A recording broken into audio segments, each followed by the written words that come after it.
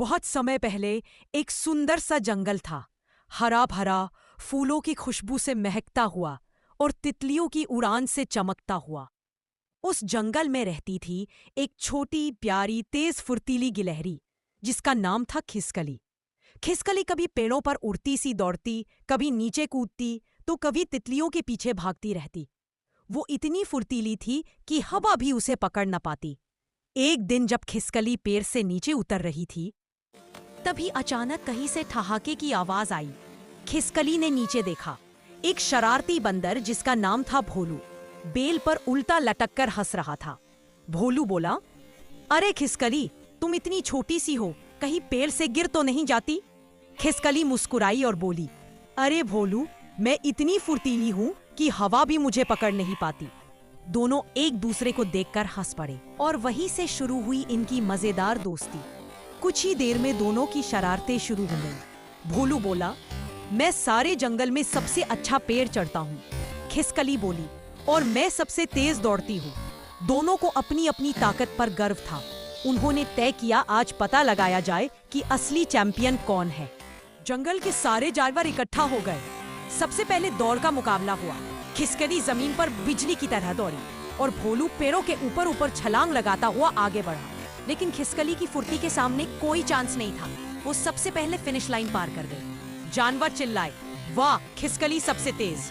भोलू मुस्कुराया। उसे पता था कि खिसकली सच में तेज है। बारी भोलू की थी, पेड़ चढ़ने की। भोलू ने एक भारी छलांग लगाई और ऊंची डाल पर बैठ गया। फिर दूसरी, फिर तीसरी, जैसे पेड़ उसी का घर हो। खिसकली भी चढ़ने लगी, लेकिन इतनी ऊंचाई तक नहीं जा पाई। इस बार जानवर बोले, भोलू सबसे अच्छा चढ़ता है। अब दोनों बराबर थे। एक मुकाबला खिसकली जीती, एक भोलू। लेकिन तभी अचानक तेज हवा चलने लगी। आसमान काला होने लगा। पेड़ों पर बैठी चिड़िया डरकर उड़ने लगी। जंगल के बीच में बना एक लकड़ी का पुल कर की आवाज के साथ टूटने लगा। उस पर बैठे कुछ नन्हे पक्षी फंस गए और डर से चहकने लगे। सारे जानवर घबरा गए। मुकाबला भूलकर अब सभी की नजर मुसीबत पर थी। खिसकली बिना देर किए दौड़ पड़ी। उसने एक मजबूत बेल ढूंढी और उठाकर ला दी। भोलू ने बेल पकड़ी और अपनी ताकत से उसे ऊंची डाल पर बांधने लगा। खिसकली नीचे खड़े होकर पक्षियों को रास्ता दिखाती रही और कुछ ही पलों में सारे नन्हे पक्षी सुरक्षित नीचे उतर आए। जंगल तालियों से गूंज उठा। सब जानवर खुश थे।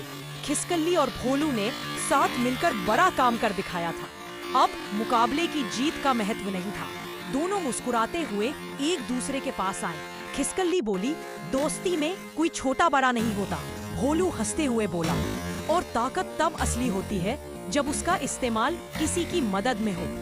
दोनों ने एक दूसरे को गले लगा लिया। शाम तक जंगल में एक छोटी सी पार्टी हुई। जानवर नाच रहे थे, फल और मेवे रखे थे और चारों तरफ खुशी थी। खिसकली और भोलू अब सिर्फ दोस्त नहीं, जंगल के सबसे प्यारे साथी बन चुके थे। और बच्चों, इस कहानी की सीख यही है, हर किसी में कुछ खास होता है, लेकिन असली ताकत तब बनती है जब हम मिलकर दूसरों की मदद करें। यही है दोस्ती की असली खूबसूरती।